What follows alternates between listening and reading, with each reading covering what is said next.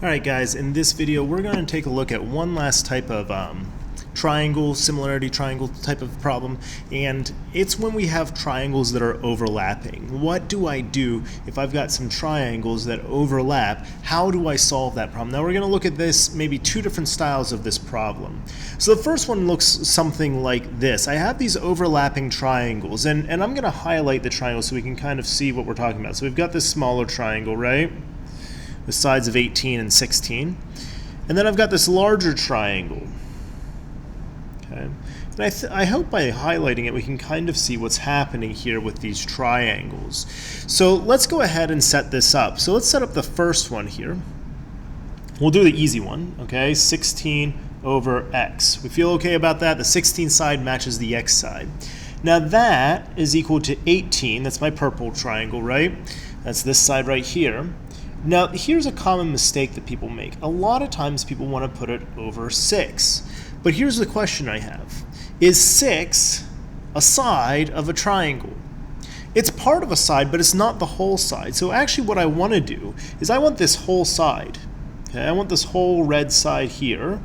And so that would be 18 plus 6. So when I set up a problem like this, what I'm going to do is I'm actually going to add up the two partial sides for the big triangle, and I'll just take the smaller triangle side. So I set this up, and then I'd solve it. At this point, you should be able to solve this on your own. Now notice, if you plug 6 in instead of 24, you end up with something like 5.3 or something like that for an answer, somewhere in that range. And clearly this side with x is not 5.3, it's got to be bigger than 16. So if you set these up wrong, it's going to be pretty obvious. It's going to be pretty obvious that we didn't quite set it up right. But what I want you to do is really focus on how we set these problems up. The solving part is all the same. So let's look at another example here.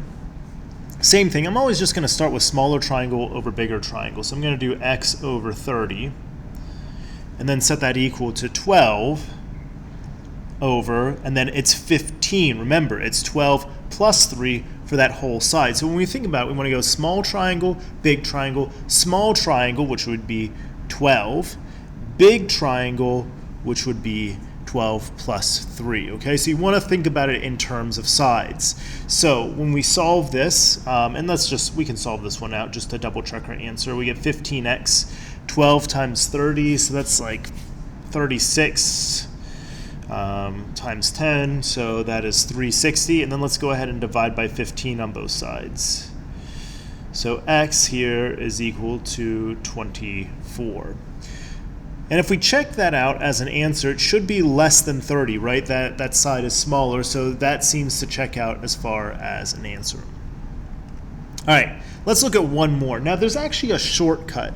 You do not ever have to use the shortcut, okay? It just helps sometimes. So let's solve this the regular way, or let's just set it up the regular way, and then let's look at the shortcut. So the regular way here would be to do 9 over, now the whole side here would be 9 plus x, right? Is equal to 12 over 12 plus 6. Okay, and then I could solve this. Now this is going to be a little bit of a messier problem, right? I've got a 9 plus x, I'm going to cross multiply, I'm going to have to distribute that 12 and then subtract and then divide, so that's a little bit longer. Now there's this theorem called the side splitter theorem, at least that's what some places call it, okay? And what it does is it actually allows us to kind of take a shortcut. And what it is if I'm dealing with the two sides that are being split by parallel lines, okay? So I've got these parallel lines. Notice on these previous problems it was like the bottom and the side. But if I'm dealing with the two sides, I can actually set this up as 9 over x is equal to 12 over 6. Now guys, it's a shortcut. If this is confusing and you feel better about just doing whole side over whole side, you know, you're never going to go wrong with that. This is a way that we can solve for sides a little bit faster. Now notice I did whole side over the leftover piece, whole side over the leftover piece. So small triangle over leftover piece, small triangle over leftover piece. Okay? Whatever I'm doing, I want to be consistent. Now there's no way to do like a problem like this, our previous problem, because we don't have the leftover piece, right? I just have whole side on the bottom. So this only works if I've got the two sides that are being split, hence the side splitter theorem name, and then I can solve this. And if I solve this out, I get 54 is equal to 12x. So I'm going to divide by 12 on both sides. All right, let's reduce this down a little bit. So I've got, what, 9 over 2 is equal to x, so this comes out to 4.5. And that's fairly reasonable. It should be less than 6 because 9 is less than 12, but it shouldn't be super tiny like 1 or something like that. All right, so those are the other problems. You can continue on doing the homework for this section. And really the big idea here, guys, is just be consistent. If you're going whole side over whole side, then you need to do continuous sides. If you're going to do whole side over the leftover piece, then you do that for both of them. So just whichever way you do the problems, be consistent and check your answers to make sure they make sense. So that wraps this up on solving harder similar triangle problems.